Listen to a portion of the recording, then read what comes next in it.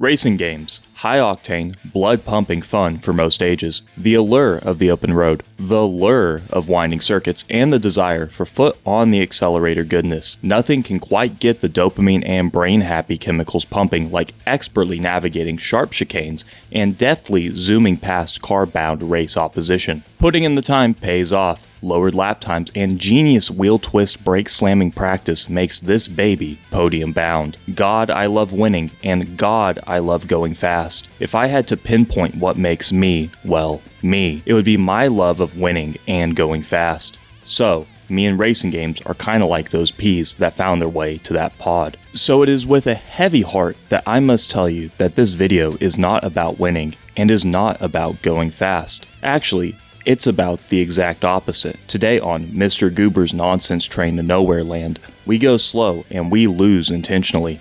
That's right, I am self-imposing one simple rule. I must finish last, no matter what.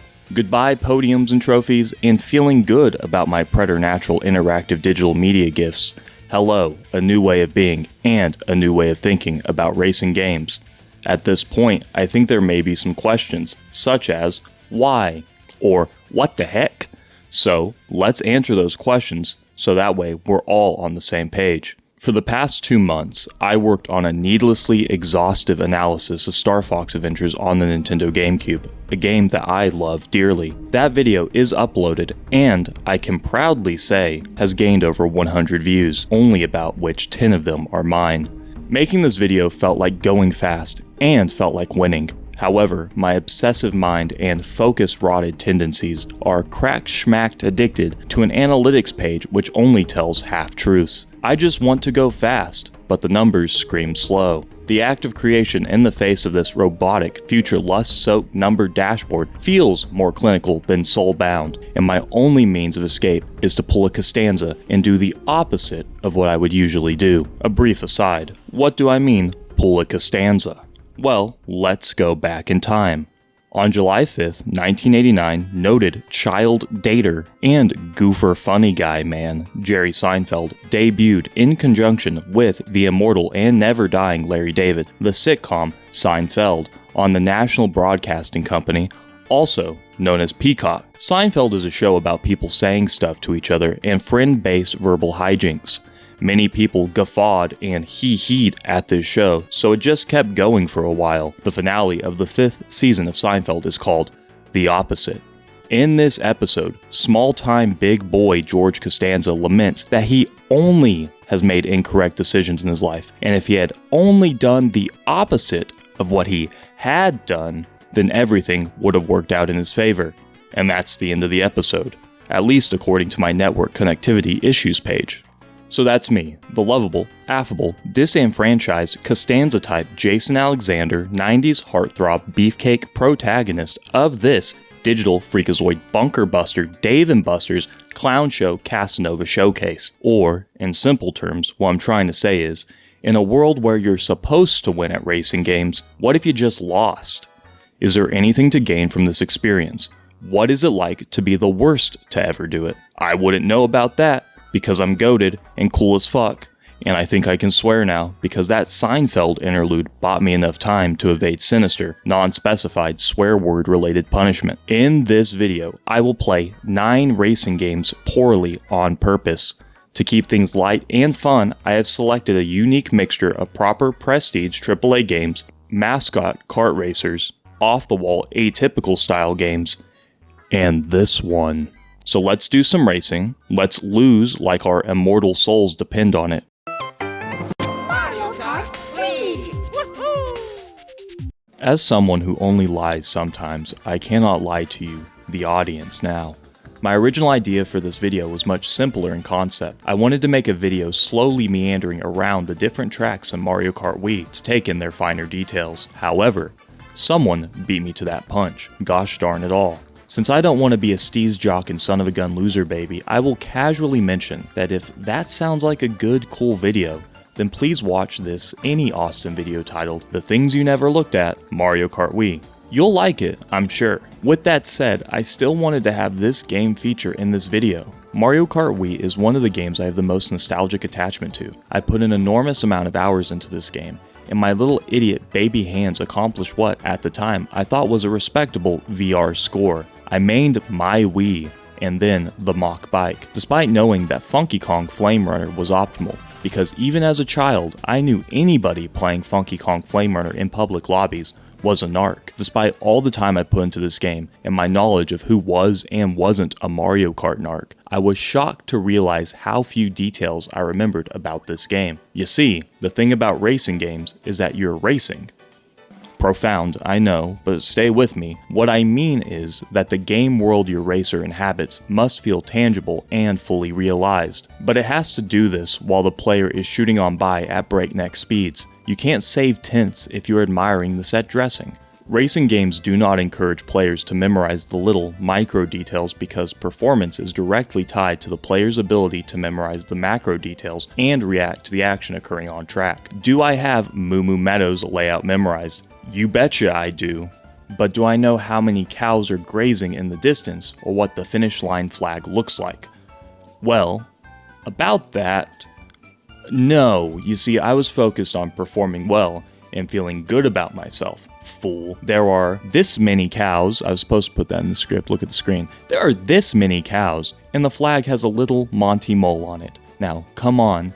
Pay attention. By intentionally foregoing my perfectionist mannerisms and allowing the rampart soul of Donkey Kong to fist pump his way to perfection in front of me, I have been gifted the opportunity to find these small details. Does it sting a little bit whenever the Grand Prix concludes and little Luigi has to stare out into the distance wondering what went wrong in his little life that led him not only to join Mario Karting, but also to be so bad at it? Why would he hop onto his little bike to only spend the race gawking at passerbys in all of these little details? Why not become a landscape architect or a window washer? Why must little Luigi on his bike so true race against the likes of me and you? You see, that's a little poem, and you can only get little poems like that for free on youtube.com/ I forgot what my channel's called. Look at the screen. Look at the screen. There's a channel. Wow. Here's some more fun details. Many races are spectated by Mushroom Kingdom locals, whether Toads or Piantas or Hammer Brothers. And if you drive right up next to them, they make little noises.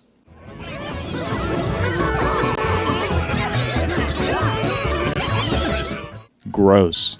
This cave has little fun glitter overture that clashes against the big-time Snow World race car jams.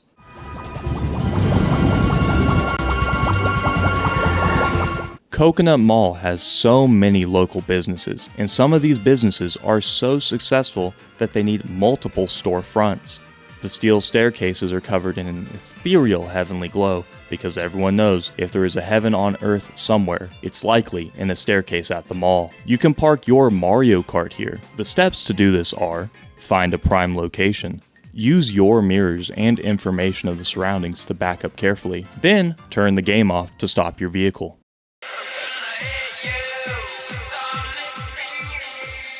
Riddle me this, fart man. Why does the so-called fastest thing alive need a future technology hoverboard? Why doesn't he just use his little special speedy legs? Okay, that's the end of that bit. We're not doing that anymore. That's not me.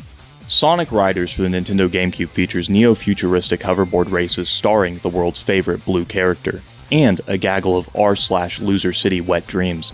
The mechanics are tight, the tracks are detailed, and getting last has never been quite so fun. Initially, I tried to complete the story mode, but immediately ran into a roadblock. Get at least third? Are you crazy, Sega? Don't you know I'm doing an elaborate bit for my brand new YouTube channel's second video? Come on guys, think ahead. Due to this hindrance, I had to switch from story to free race mode to explore this game's initial startup limited track list. On offer, we have the glistening Future City, the type of place where you can buy robotic enhancements for your you-know-what. Splash Canyon, a wonderful place to utilize your newly enhanced you-know-what. Egg Factory, that's where the eggs are. Green Cave, the home of giant critters, and I'm not talking about your you-know-what. And finally, Sand Ruins. I think my you-know-what joke has run a little thin. Sorry, I didn't mean to say little, I meant huge, like big huge. Let's try that again, but better this time. You have city, waterfall, fire factory, forest, and desert, all the levels a man like me needs to hoverboard race like a technophobic geriatric. While leisurely moseying around the winding level geometry, all my racing opposition sped to the finish line, obviously. But one cool thing about Sonic Riders is that when a racer finishes, you get this banner across the middle of the screen to tell you their position, and to also ruin the footage you were trying to quickly and meticulously capture for your highly anticipated second YouTube video. I clearly jest. If you were to play this game like a functioning member of our technocratic future society, and not like, well, me, then this feature is slick as hell, and makes the results of races feel impactful in a way that only seeing a scoring screen doesn't. As for level designs, I really like the cars navigating traffic in the Metal City, or the Future City, the Techno City, these Techno Anubis puzzle cube paloozas in the sand ruins, and my absolute favorite is this robot in the egg factory. Look at him go, and go, and go. Poor baby. Doesn't even know he's trapped in the Sisyphean struggle against the computer code ordained laws of this cybernetic hellscape. I love him, and I wish him well.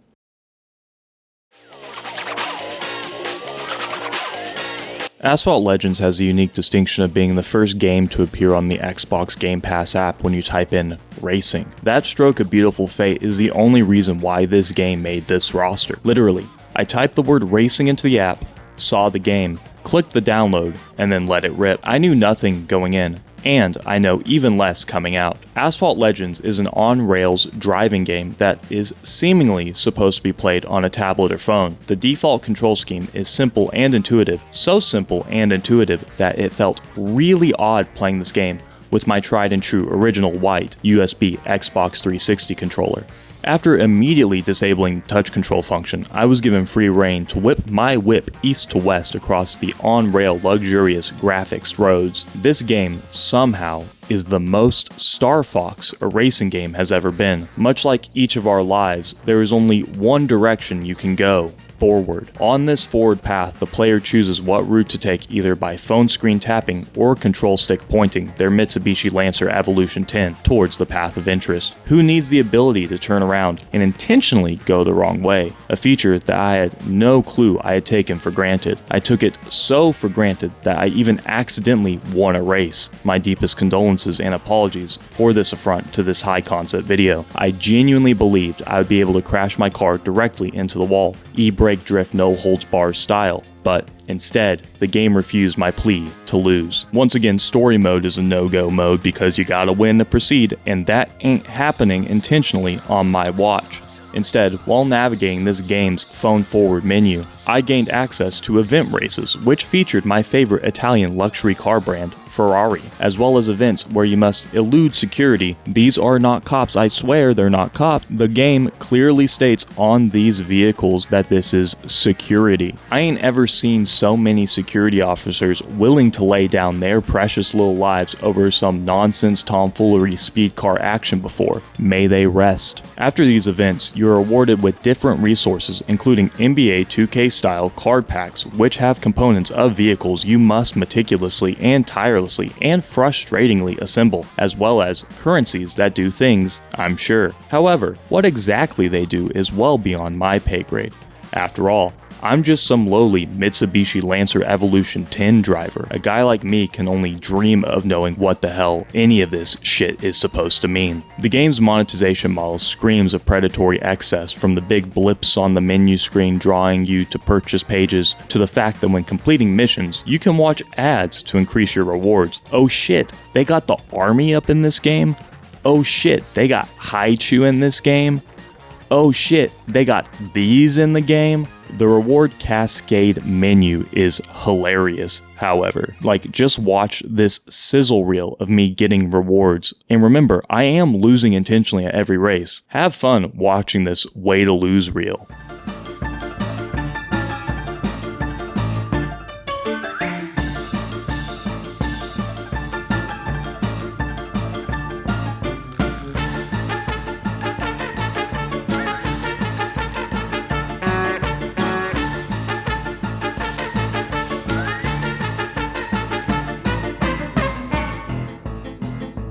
My final note on Asphalt Legends is a positive one. This game fucking slaps. This game is fucking heat. Everything I said before is true. However, this game owns. I have not had this much hoot and holler fun with a stupid game in a long time, crashing this dumb Mitsubishi Lancer Evolution 10 into literally everything. I can say it's such a joy, and everything feels so kinetic and frenetic that after my near hour of playtime, I left the game with an enormously positive impression. Oh, and the first time my car did this horizontal forward momentum 360, I nearly died of laughter. And the first time that same forward momentum 360 was used to crumple an in-chase security vehicle, well, I met the devil, and he was my favorite color, Ferrari Racing Red.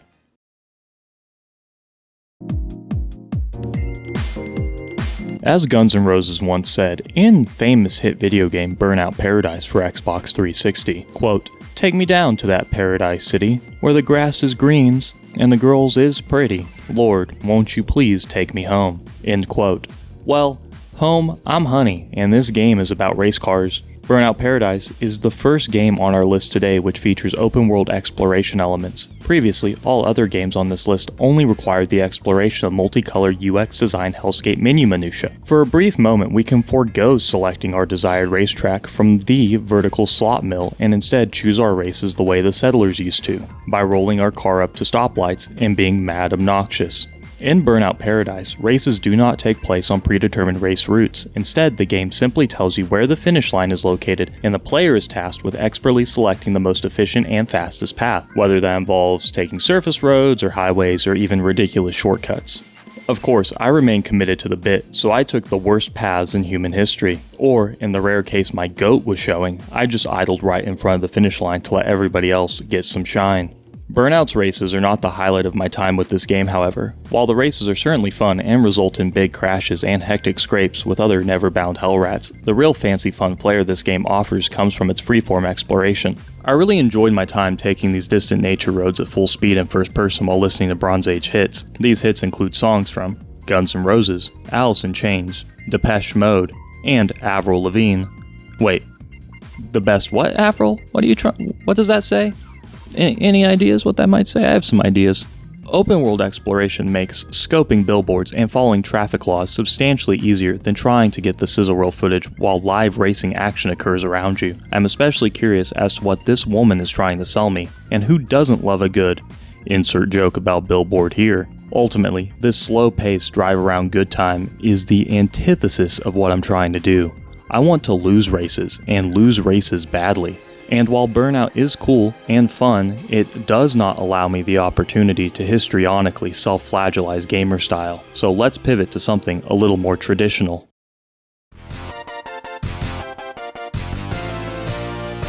When curating the games I was going to suck ass at, I wanted to at least have one retro throwback. And as a proud paying member of Club Nintendo Online, I have access to the hottest games of yesteryear. In comes Wave Race 64 for the Nintendo 64, presented by Kawasaki Jet Ski. In Wave Race, players take control of one of four aquanautic super freaks as they fly across sterling polygonal waves in all sorts of interesting locales. From beachfronts to literal military bases, the torrential gushing racing action does not stop. But here, I must come clean. Wave Race 64 broke me. Well, that sounds a little ominous. It isn't quite that bad. What I mean is that Wave Race 64's unique jet ski-based racing hotness action gameplay made me want to do well. I can't help it sometimes, the fucking sickness gets me. I can't not full throttle jet ski race through the big blueness when the fucking tight-ass slick mechanics make my heart doki doki pound to the beat of Eternity's Forever drum. I did try to win some races, and I did win some races, and I am appalled at my behavior. For that reason, I am cutting this segment short to save face, and attempt to keep my fading dignity intact. I am sorry to all of you for letting the putrid desire sickness force my hand. I'm sorry for winning too hard. I am especially sorry to big booty motherfucker. Please forgive me. From this moment forward, I swear I will only lose.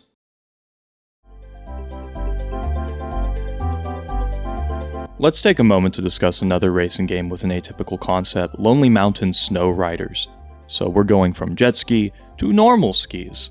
This is what we in the business refer to as a coincidence. Again, this one is a Game Pass special. When you look up racing games, this baby is pretty prominently displayed, so I felt the full gross urge to rip into the slopes in blood-pumping, snow-thundering, avalanche bonanza slaloming, puffer jacket skiing action.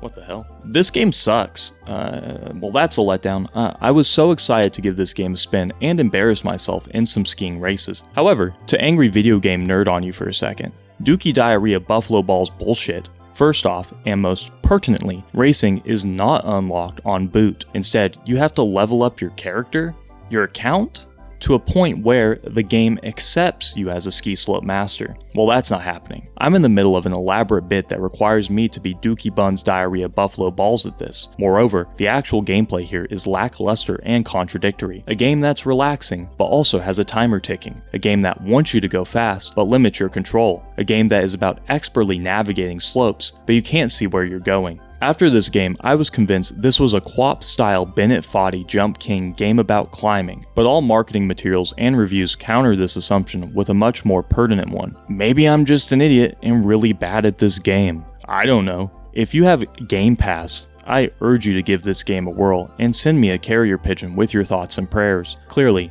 this was not a game I had to intentionally be bad at because I was innately terrible at it. I thought about not including it, but why the hell not? At minimum, it's a pretty game that does offer some ambience and an extended reprieve from our regularly scheduled pavement-pounding, rubber-burning agenda. Speaking of which,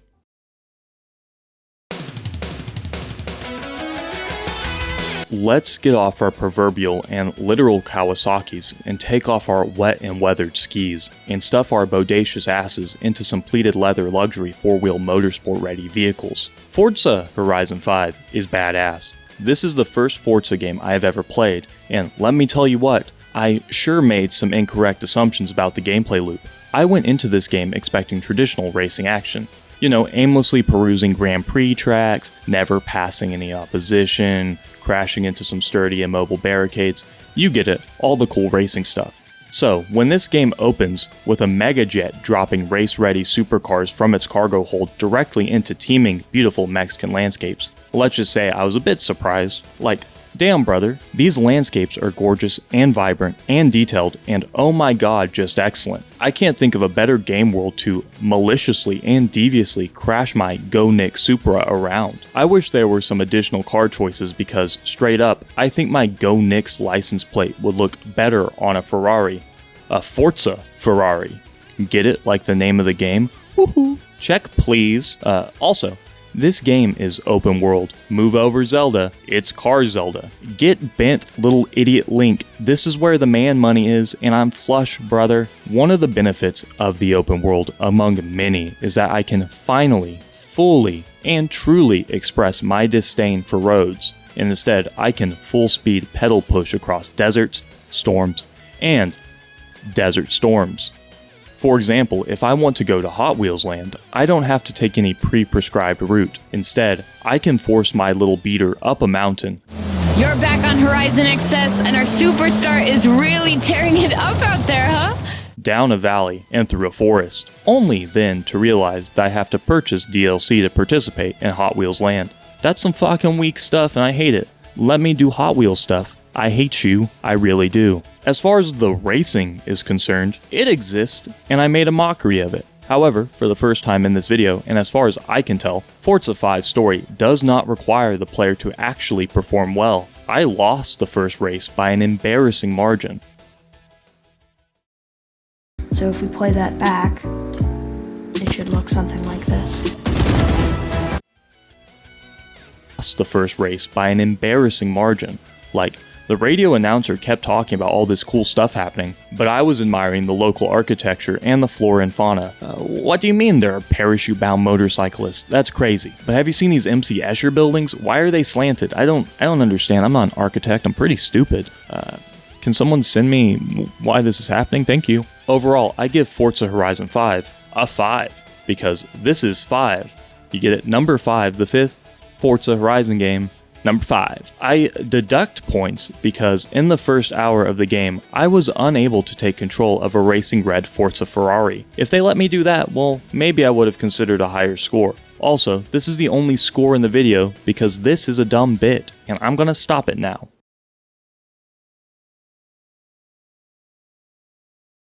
And now, the moment I have alluded to this whole video. What is this mysterious, shadowy game that deserves such a reverent tone? It's Karting with Ryan, or as I have been mentally calling it this whole time, Ryan Kart. I found this game at my local used media store when my girlfriend made the executive, wizened decision for us to shop a little before getting our chicken lunches. Ryan is this baby in the corner, and he apparently is a mega bagillionaire children's influencer. It's crazy that this one child has generated more capital talking about toys and kid stuff than my entire lineage combined. And some of that lineage literally died doing their jobs. But I'm not hating. I actually fully support anybody who gets their bag, no matter how silly. Sure, it isn't really this child's bag, but his opportunist parents. But a bag is a bag, and you can't become a bagillionaire without some cynical opportunism. Speaking of cynical opportunism built on the back of your progeny's YouTube media brand empire, Ryan Kart. Since I own a physical copy of this one, let's rip it open. This wasn't meant to be a bit, I swear to fucking God, this PS4 case was sealed when I got home. There just wasn't a game inside. I'll treat this as a lesson about my cynicism, and not as a failure of the retailer. It's just like my non-bagillionaire parents always said, if your dumbass purchases Ryan Kart on PlayStation 4, don't be surprised when you're the one holding the bag. I'm paraphrasing that, of course.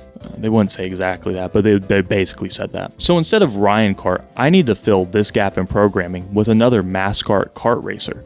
Ideally one that also stars a children's media franchise mega icon, preferably one that isn't also a child and related to YouTube. Garfield Kart is a mascot kart racer for boomers and zoomers alike. Garfield is an orange cat who hates Mondays and loves lasagna. He has a complicated relationship with his owner, John Arbuckle, and his dog roommate, Odie. There's also Nermal, who is Satan manifest in feline skin, the depravity of the totality of all human souls past and present, unified under the flag of bewildering chaos. Then there's Liz, the love of John's life, so she must be happy. Right? These fun characters drive around in little cars, and it's very funny to watch them go. I know I enjoy when they go. Haha, lasagna.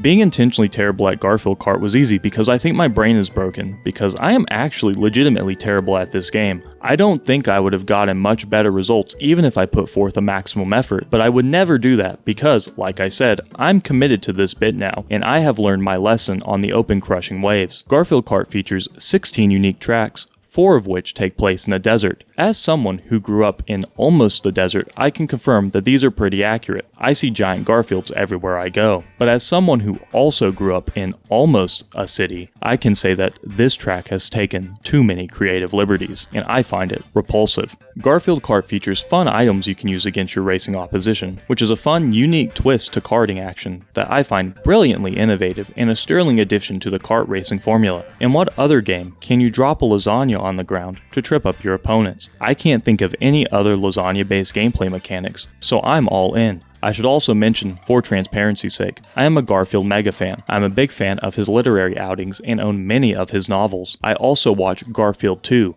A Tale of Two Kitties, whenever my blood pressure soars, and the Chris Pratt Garfield movie, whenever my blood pressure tanks. I used to own a Garfield shirt, but it ripped in thin Walmart shreds from wearing it too much. Who knew a dozen washes would end its small little life? Maybe my Garfield super fandom makes me uniquely unqualified to cover this game, so I should pivot to something else.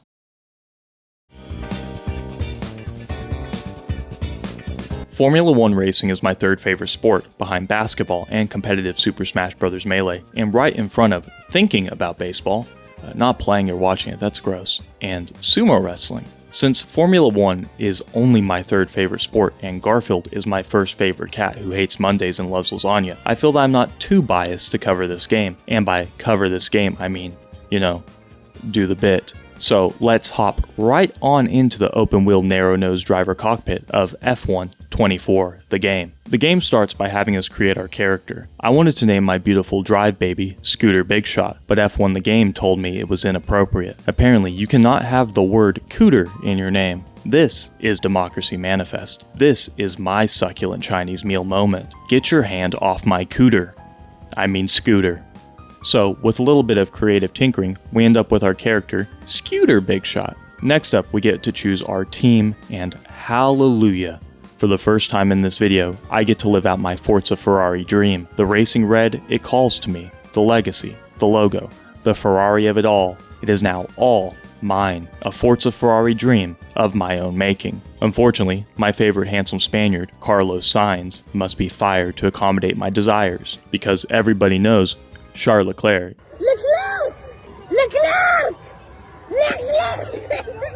is a future WDC in real life, so Scooter will need the challenge. One quick chat with Dr. Heather Collins and a swift signature stating that I, the Scooter Big Shot, will become firmly goated by the end of season. Later, we are finally beginning the Forza Ferrari dream. My Ferrari handler showed me the ropes by introducing me to the staff, discussing development protocol, and just overall making me comfortable in my new, incredible Forza Ferrari surroundings. A few weeks later, and it was finally time for race weekend in Bahrain at the Bahrain International Circuit. 2024 is my year, and all begins on the Persian Gulf. Free practices went perfectly. I pushed the car to its limit, extracting every last little bit of performance I could. I maximized tire performance and degradation by expertly taking curbs and nailing my execution inside of braking zones. The team was overjoyed at my overt display of clinical competence. It was a mega FP1. And everyone back on the pit wall beamed with optimism for what the rest of the weekend had in store for us being Ferrari. Due to my fucking beautiful, ethereal, once-in-a-lifetime, excellent FP1, I made an executive decision on behalf of my Ferrari brethren and sat out FP2 and FP3. FP stands for free practice if you're not in the know.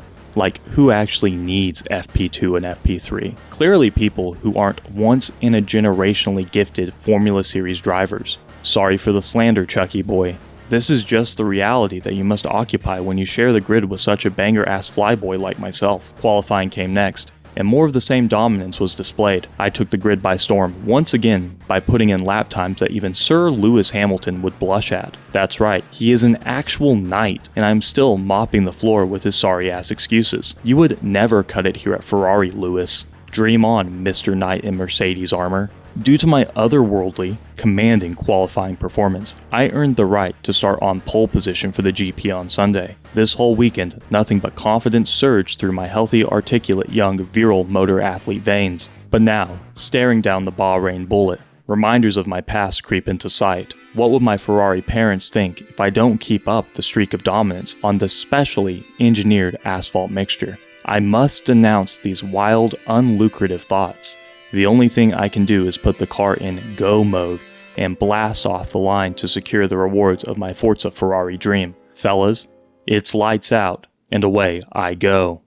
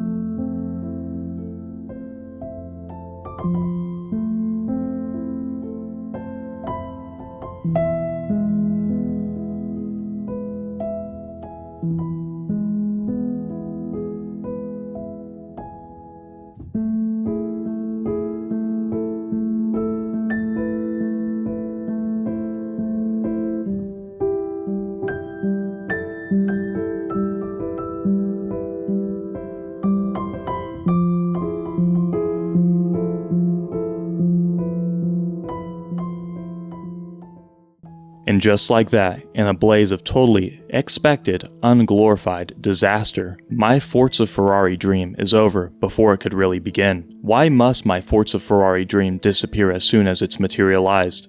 Why must I fall depleted at the feet of Enzo's spiritual deceits? Shah, carry the weight, my beautiful boy. Never forget a man cannot so simply forsake the weights of his Forza Ferrari dream. Hold strong, my love. Be with me now, at the end, and forever. Wow, that's a weird way to end this video. So kids, what have we learned today? Racing games are varied experiences that offer a litany of different gameplay options, from open worlds to tightly designed detail-filled tracks, from cars to karts to Kawasaki jet skis to normal skis, and all the way to Forza Ferrari meticulously engineered F1 marvels. If you want to race, I'm positive a game exists that will tickle your pickle, Elmo style. But most importantly, what did I learn during this Lose Everything challenge? That's right, I gotta end with my me time. I learned that losing is not fun and this was a dumb idea. That's all. Have a great evening. I love you. Don't do crime and always use protection. I mean, always wear your seatbelt. Bye bye. Thank you for watching that video. I just want to take a moment and do a quick epilogue to wrap things up. First, I want to congratulate you for making it to the end. This video went through quite a few different versions, the first of which was focused solely on Mario Kart, but like I mentioned, that video already existed. The second version of this video was going to be me playing Ryan Kart poorly and not mentioning how poorly I was doing. It was just going to be a little joke. However, again, as we covered, there was no disc in that Ryan Kart case, so I had to pivot, and on Steam, Ryan's family wanted $30, and that sure as hell isn't going to happen on my watch.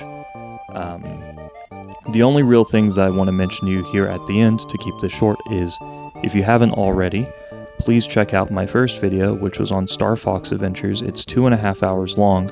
I put a lot of tender love and care into that video, and I would appreciate it if you watched it. If you liked this video, which is a major change of pace, be on the lookout, because I have a little bit of a content calendar mapped out, and the next one will be pretty similar. It won't be so tongue-in-cheek. Let's make that clear. This one is very tongue-in-cheek. In what universe does someone make a video where they're intentionally crashing their car in 9 racing games? I've never heard of that. The next one may be a little more, I don't know, contemporary? I don't think that's the right word for it. Regardless, if you want to stay tuned, please do.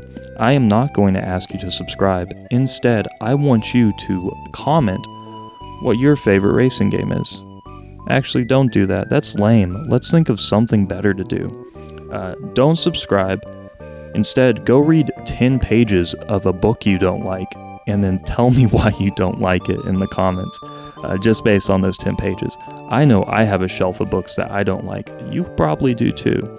If you don't want to do that, instead, don't. You don't have to do anything. That's the great thing about life. You can just kind of do whatever you want. Thank you again for watching. Watch that Star Fox video and stay tuned, because the next video is on the horizon. I think it's a good one, and it's going to be pretty similar to this. Hashtag 30 beautiful minutes. Or hashtag's a thing, 30 beautiful minutes. 30 more beautiful minutes next time. And then we're going to build up videos, and then I'm going to make another super long one. So see you next time, 30 beautiful minutes. I've rambled so long, I'm so sorry. I love you, good night. I'll see you again soon, hopefully, maybe. Alright, bye.